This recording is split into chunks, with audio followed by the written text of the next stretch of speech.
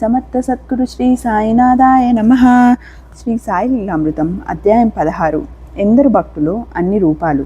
ఎక్కడెక్కడ ఎందరు భక్తులున్నా అవసరమైనప్పుడు వివిధ రూపాలలో వారికి దర్శనమిచ్చి అనుగ్రహించారు బాబా. విశ్వమంతా తమ మనోరూపంగా గల ఆ సద్గురువుకు అదొక లెక్కలోనిది కాదు.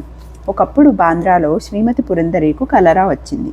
వైద్యులు కూడా ఆశ లేదన్నారు. అప్పుడు వారి ఇంటి ఎదుట దత్తమందిరం పక్కనే నిలబడి సాయి దర్శనం ఇచ్చారు. పురందరేకు ఊది ఇచ్చి తీర్థంతో కలిపి ఆమెకు ఇవ్వమన్నారు. అలా చేయగానే ఆమె త్వరలో కోలుకున్నది. ఒకసారి మహల్సాపతి పల్లకిలో ఖండోబా విగ్రహం పెట్టుకొని ఆ దేవునికి ముఖ్య స్థానమైన జజూరీలో జరిగే ఉత్సవానికి తీసుకెళ్లాడు. ఆ సమయంలో అక్కడ కలరా వ్యాపించిందని తెలిసి అతడు దిగులుగా పల్లకి నానుకొని నిల్చుండగా తన వెనుక ఎవరో ఉన్నట్టుగా తోచి తిరిగి చూస్తే అక్కడ సాయి స్పష్టంగా దర్శనమిచ్చి అదృశ్యమయ్యారు. ఆయన తనతో ఉన్నారని గుర్తించిన మహల్సాపతి సాటి వారికి ధైర్యం చెప్పి 4 రోజులు ఉత్సవంలో పాల్గొన్నాడు. తర్వాత అందరూ షిరిడీ చేరగానే సాయి, యాత్ర బాగా జరిగింది కదూ, నీవు ఆ పల్లకిని ఆనుకొని నిల్చున్నప్పుడు నేను అక్కడికి వచ్చాను అన్నారు. శ్రీమతి చాంద్రబోయి బార్కర్ 1908వ సంవత్సరంలో చాతుర్మాసానికి కోపర్గాంలో ఉన్నది. ఒకరోజు ఆమె వద్దకు ఒక ఫకీరు వచ్చి రొట్టెలు ఉల్లి పచ్చడి కోరారు. చాతుర్మాసంలో తాను ఉల్లి వాడనని ఆమె చెప్పగానే ఆ ఫకీరు వెళ్ళిపోయారు. బాబా ఉల్లి తింటారు కనుక ఆ ఫకీరు వారేనని ఆమెకు స్ఫురించింది. తర్వాత ఆమె షిరిడి వెళ్ళినప్పుడు నాకు రొట్టెలు ఉల్లి పచ్చడి ఇవ్వలేదు కదా, ఎందుకు వచ్చావు అన్నారు బాబా. ఆమె అవి సమర్పించడానికే వచ్చాను అన్నది. బల్వంత్ కోజోకర్ 1911లో ఒక రోజున మసీదులో బాబా వద్ద సెలవు తీసుకొని తిరుగు ప్రయాణమై కొంత దూరం వెళ్ళాక అదే తనకు చివరి దర్శనం అని తోచి మరలా ఆయన ఒక్కసారి చూడాలనిపించింది.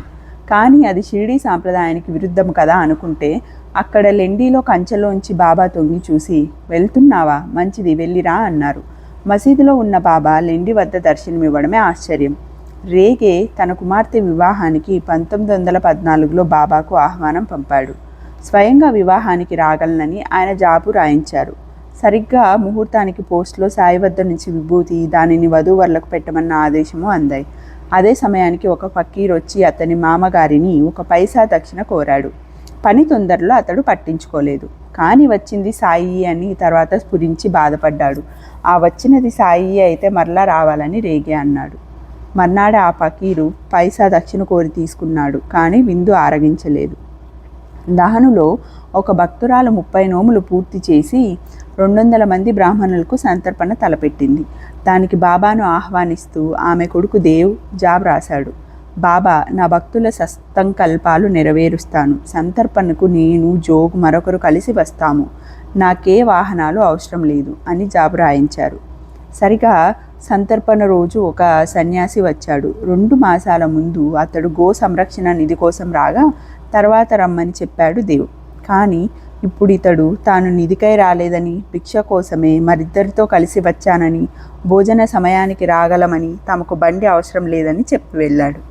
అలాగే ఆ ముగ్గురు వచ్చి మధ్యాహ్నం భోంచేశారు. తర్వాత సాయి తనకిచ్చిన మాట ప్రకారం సంతర్పణకు రాలేదని దేవ్ నిష్ఠూరంగా షిరిడీకి జాబు రాశాడు. ఆ ఉత్తరం తెరవకు ముందే బాబా, దేవ్ నిష్ఠూరంగా రాసిన జాబులే అది. నేను విరాళాలకు రాలేదని, మరిద్దరితో కలిసి విందుకు రాగలనని, మాకు బండి అవసరం లేదని చెప్పి అతనికి తెలుపుకోజూచాను. నన్ను అతడు గుర్తుపట్టలేదు అన్నారు. అది తెలిసి దేవ్, అతని తల్లి సంతోషించారు.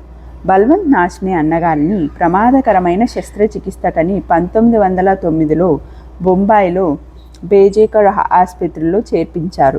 దహనులో కుటుంబం అంతా ఆతృతగా ఉన్నారు. ఇంతలో ఒక సాధు వచ్చి భిక్ష కోరాడు.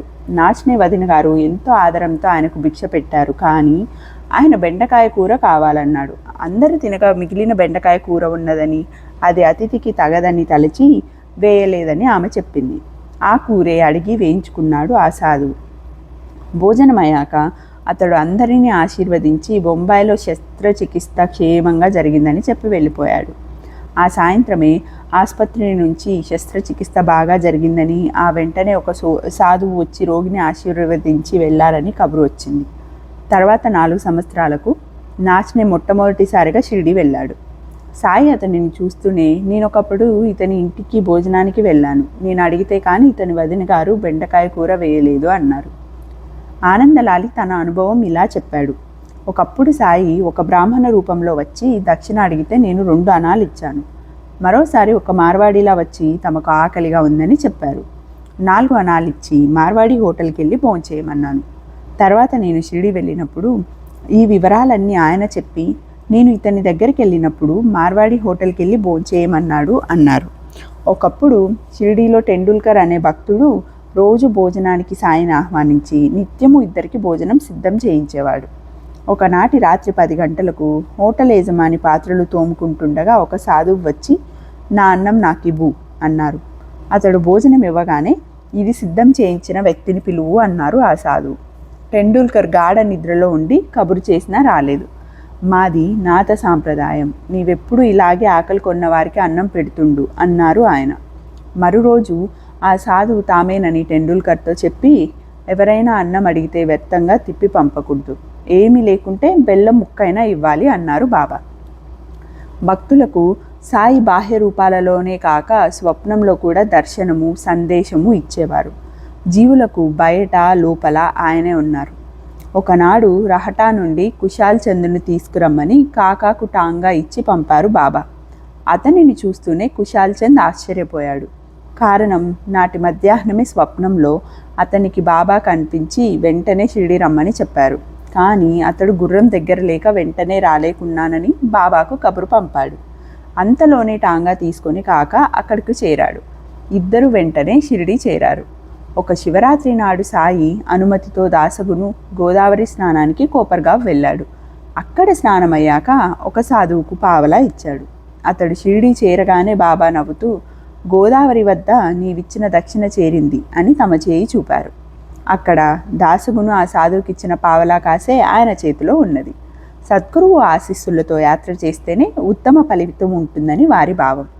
ఒకరోజు పాటిల్ బాయితో సాయి నవ్వుతూ నువ్వు గొప్ప ధనవంతుడివై బొంబాయిలో పెద్ద భవనం కట్టిస్తావు, అప్పుడు నన్ను కూడా పిలవాలి సుమా అన్నారు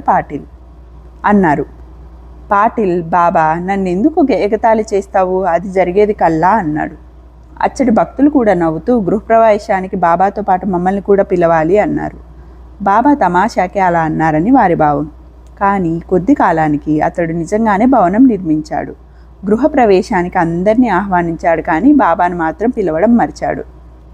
నాటి మధ్యాహ్నం అతడింటి వద్దకు ఒక బిచ్చగాడొచ్చి భిక్ష ఇవ్వండి వెళ్ళాలి అన్నాడు.